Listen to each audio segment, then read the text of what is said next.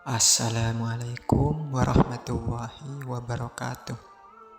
Segala puji hanya milik Allah Subhanahu wa Ta'ala yang telah memberikan nikmat-Nya yang begitu banyak tak terhitung. Salawat dan salam semoga tercurahkan kepada Nabi Muhammad sallallahu alaihi wasallam beserta keluarga dan para sahabatnya. Semoga kita semua mendapatkan syafaat-Nya dan petunjuk hingga hari kiamat nanti. Amin. Sahabat budiman, ada sebuah hadis yang mengenai mereka yang mendapatkan naungan pada hari kiamat nanti. Yang dimaksud naungan di sini adalah naungan arsy-Nya Allah, sebagaimana dikuatkan riwayatnya oleh Ibnu Hajar dalam Fathul Bari. Dari Abu Hurairah radhiyallahu anhu, dari Nabi Muhammad sallallahu alaihi wasallam, beliau bersabda, 7 golongan yang dinaungi Allah dalam naungannya pada hari di mana tidak ada naungan kecuali naungannya. 1. Imam yang adil. 2. Seorang pemuda yang tumbuh dewasa dalam beribadah kepada Allah. 3. Seorang yang hatinya bergantung ke masjid.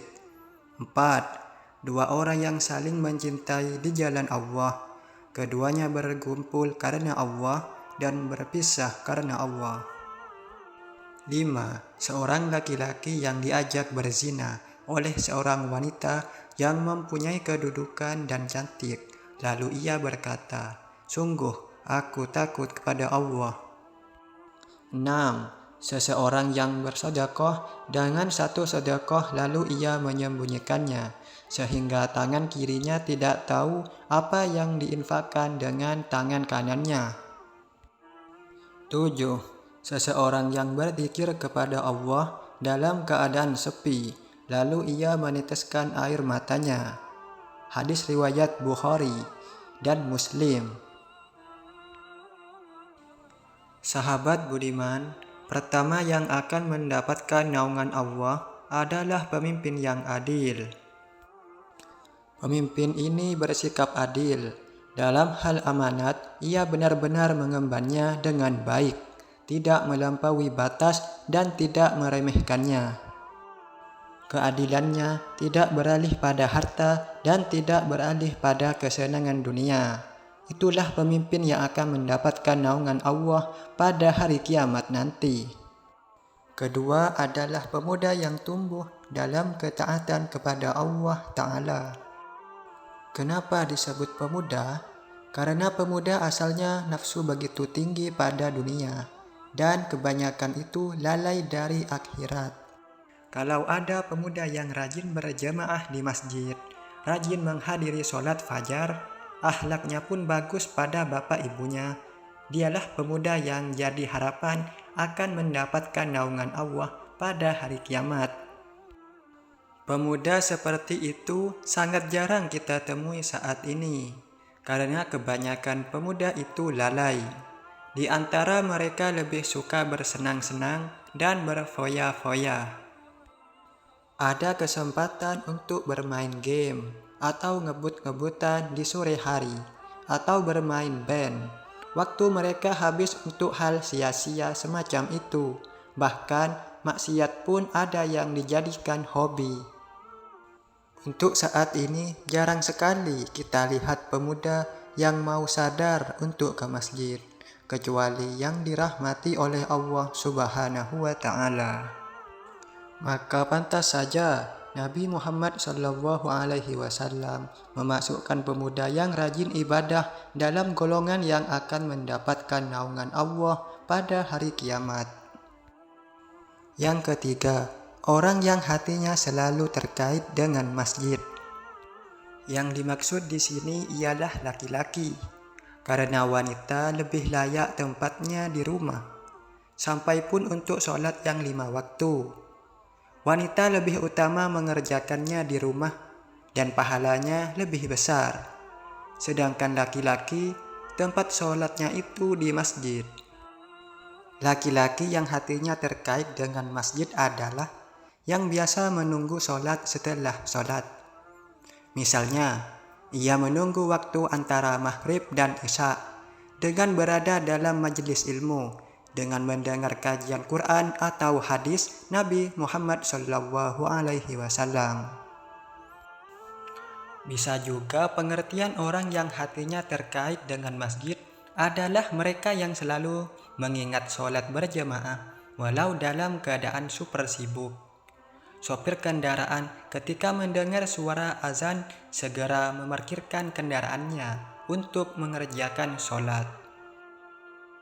Pegawai kantoran bergegas ke masjid ketika berkumandang hayya 'ala sholah.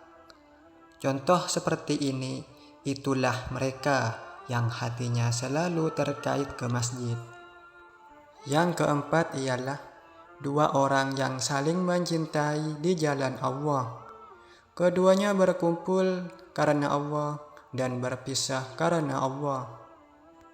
Yang dimaksud ialah mereka yang berteman karena Allah, sehingga teman yang dipilih adalah karena tertarik pada kesolehan, bukan tertarik pada dunia atau harta. Pertemanan tersebut dibangun di atas iman sampai maut menjemput. Yang kelima, ada seorang laki-laki yang diajak berzina oleh seorang wanita yang mempunyai kedudukan dan cantik. Lalu ia berkata, "Aku benar-benar takut kepada Allah." Ada wanita yang kaya raya, terhormat, dan begitu cantik. Ia menggoda dan mengajak laki-laki untuk berzina. Namun karena takut kepada Allah, laki-laki tersebut tidak melakukannya. Hadis ini mengisyaratkan tentang kisah Nabi Yusuf alaihissalam dengan permaisuri Raja Mesir yang menggodanya. Kalau tidak dengan pertolongan dan perlindungan Allah, tentu Nabi Yusuf bisa saja terjerumus dalam zina. Maka kita bisa selamat dari maksiat hanya dengan pertolongan Allah. Ingatlah kalimat la haula wala quwwata illa billah. Apa maksud kalimat tersebut? Ibnu Mas'ud radhiyallahu anhu berkata, "Tidak ada daya untuk menghindarkan diri dari maksiat selain dengan perlindungan dari Allah. Tidak ada kekuatan untuk melaksanakan ketaatan selain dengan pertolongan Allah." Yang keenam, seseorang yang bersedekah dengan satu sedekah, lalu ia menyembunyikannya sehingga tangan kirinya tidak tahu apa yang diinfakkan dengan tangan kanannya.